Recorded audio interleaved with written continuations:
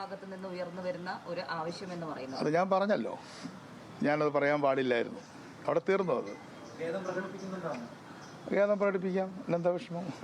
എനിക്കൊരു ഈഗോയും ഇല്ല. കാരണം അങ്ങനെ ആർക്കെങ്കിലും ഒരു ബുദ്ധിമുട്ടുണ്ടായിട്ടുണ്ടെങ്കിൽ ഇപ്പോൾ ഞാൻ ഔപചാരികമായിട്ട് പറയുന്നു, ഞാൻ ഖേദം പ്രകടിപ്പിക്കുകയാണ്. ആർക്കെങ്കിലും പ്രശ്നം ഉണ്ടായിട്ടുണ്ടെങ്കിൽ അങ്ങനെ ഉദ്ദേശിച്ചിട്ടില്ല. കാരണം പ്രിയദർശിനി ഞങ്ങളുടെ പ്രസ്ഥാനമാണ്, ഞങ്ങൾ തുടങ്ങിയ ഒരു കാര്യമാണ്. അപ്പോൾ അത് മുന്നോട്ട് കൊണ്ടുപോകുക എന്നുള്ളത് ഞങ്ങളുടെ ഏറ്റവും വലിയ കമ്മിറ്റ്മെൻ്റാണ്. അതിൻ്റെ ഉപഭോക്താക്കൾക്ക് അത് കിട്ടേണ്ടത് അവരുടെ റൈറ്റാണ്. പക്ഷേ ഞാൻ പറഞ്ഞ കാര്യമൊന്ന് വളരെ വ്യക്തമാക്കുകയാണ്, കേരളത്തിൽ ദാരിദ്ര്യമുണ്ട്. അതാണ് പൊളിറ്റിക്കൽ പോയിന്റ്. കേരളത്തിൽ നല്ല ദാരിദ്ര്യമുണ്ട്. അത് ഇല്ലാതായി എന്ന ചില സ്റ്റേറ്റ്മെൻറ്റുകൾ ഇതിനു മുമ്പ് വന്നല്ലോ. അത് ശരിയല്ല. വളരെ കടുത്ത ദാരിദ്ര്യം ഇപ്പോഴുമുണ്ട്. അത് പരിഹരിക്കണം. അത് പരിഹരിക്കാനാണ് ഞങ്ങൾ തിരഞ്ഞെടുത്തിട്ടുള്ളത്. അത് പരിഹരിക്കാനോ അല്ലെങ്കിൽ അത് ഇളവ് ചെയ്യാനോ, അത് മിറ്റിഗേറ്റ് ചെയ്യാന്ന് പറയില്ല, അല്ലെങ്കിൽ അതിനെ ഒന്ന് ചുരുക്കാനോ ആണ് ഈ പ്രിയദർശിനി ഏറ്റവും കൂടുതൽ ഉപയോഗപ്പെട്ടിട്ടുള്ളത്. 2000-3000 രൂപ 10,000 രൂപ ശമ്പളം കിട്ടുന്ന ഒരു തൊഴിലാളി സ്ത്രീക്ക് കിട്ടുമ്പോൾ അവർക്കത് വലിയൊരു ബെനിഫിറ്റ് അല്ലേ? ആ ബെനിഫിറ്റ് എന്നെക്കാളും നിങ്ങൾക്ക് അറിയാമല്ലോ, അവരോട് നിങ്ങൾ സംസാരിക്കുന്നതല്ലേ. അപ്പോൾ അതിനെയും കണ്ടിന്യൂ ചെയ്യും. ചിലർ പറഞ്ഞു ഇത് നിർത്താനുള്ളൊരു തുടക്കമാണ്. നിർത്താനേ പോകുന്നില്ല, ഭംഗിയായിട്ട് പോവും എന്നാണ് പറയാനുള്ളത്. പോരെ, അതോടെ അവസാനിപ്പിക്കാൻ തോന്നുന്നു.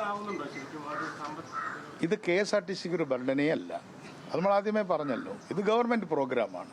അപ്പോൾ ഗവൺമെൻറ് പ്രോഗ്രാം എന്നുള്ള നിലയ്ക്ക് 15 ദിവസമാണ് ജൂൺ മാസത്തിൽ നമ്മൾ നടത്തിയത്, റൈറ്റ്? ആ 15 ദിവസം നടത്തിയതിന് ഏതാണ്ട് 40 കോടി രൂപ ഗവൺമെൻറ് തന്നു കഴിഞ്ഞു. മനസ്സിലായോ? അപ്പോൾ കഴിഞ്ഞ വർഷം ഒരു ദിവസം എത്ര കളക്ഷൻ ഉണ്ടായിരുന്നോ ആ കളക്ഷൻ കുറയുന്നതാണല്ലോ നമ്മൾ നോക്കേണ്ടത്. അപ്പോൾ ആ കളക്ഷൻ ഒരിക്കലും കുറവ് വരാത്ത തരത്തിൽ ഗവൺമെൻറ് മുന്നോട്ട് കൊണ്ടുപോകും. സമയാവുന്നു.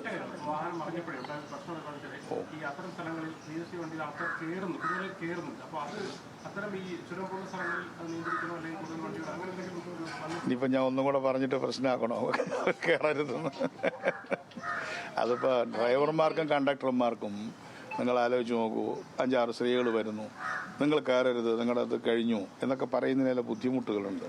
അപ്പോൾ അവിടെ തന്നെ ബസ് കൂട്ടുക എന്നല്ലാതെ നിവൃത്തിയിൽ. ഇപ്പോൾ ഇന്നലെ അവിടെ ഒരു വണ്ടി ഇട്ടു, നിങ്ങൾ ശ്രദ്ധിച്ചോന്നറിയില്ല. അവിടേക്കൊരു ബസ്, അപ്പോൾ തിരക്കുള്ള സ്ഥലത്തേക്ക് ഒരു വണ്ടിയും കൂടെ ഇന്നലെ ഇട്ടു, ഈ ചുരമുള്ള സ്ഥലങ്ങളിൽ. അതിപ്പോൾ നമുക്ക് നോക്കാം. അതായത് ചുരം കയറി പോകുന്ന വണ്ടികൾക്ക് വലിക്കാനും ബുദ്ധിമുട്ടുണ്ട്, ഇച്ചിരി പഴക്കമുണ്ട്. ഗതാഗത വകുപ്പ് മന്ത്രി CP ജോൺ മാധ്യമങ്ങളെ കാണുകയായിരുന്നു. ഇന്നലത്തെ വിവാദ പരാമർശത്തിന്റെ പശ്ചാത്തലത്തിൽ അങ്ങനെ പറയാൻ പാടില്ലായിരുന്നു എന്നൊരിക്കൽ കൂടി CP ജോൺ തന്നെ ആവർത്തിക്കുകയാണ്. ആ തള്ളിക്കയറി എന്നുള്ള പ്രയോഗം ഒരു പിശകായിരുന്നു എന്ന് അദ്ദേഹം സമ്മതിക്കുന്നു. പ്രിയദർശിനി നിർത്താനുള്ള ആലോചനയില്ല, അത് UDF സർക്കാരിൻ്റെ പദ്ധതിയാണ്. അത് ഏറ്റവും ശക്തമായും സജീവമായും തുടരും. സംസ്ഥാനത്ത് ദാരിദ്ര്യമില്ല എന്നുള്ളത് തെറ്റായ ഒരു ചിന്തയാണ്. യഥാർത്ഥത്തിൽ ഇവിടെ ദാരിദ്ര്യമുണ്ട്, അതിൻ്റെ തെളിവുകളും ഇവിടെയുണ്ട് എന്നുകൂടി അദ്ദേഹം ഓർമ്മിപ്പിക്കുന്നു. CP ജോണാണ് ഇപ്പോൾ മാധ്യമങ്ങളോട് സംസാരിച്ചത്. ഇനി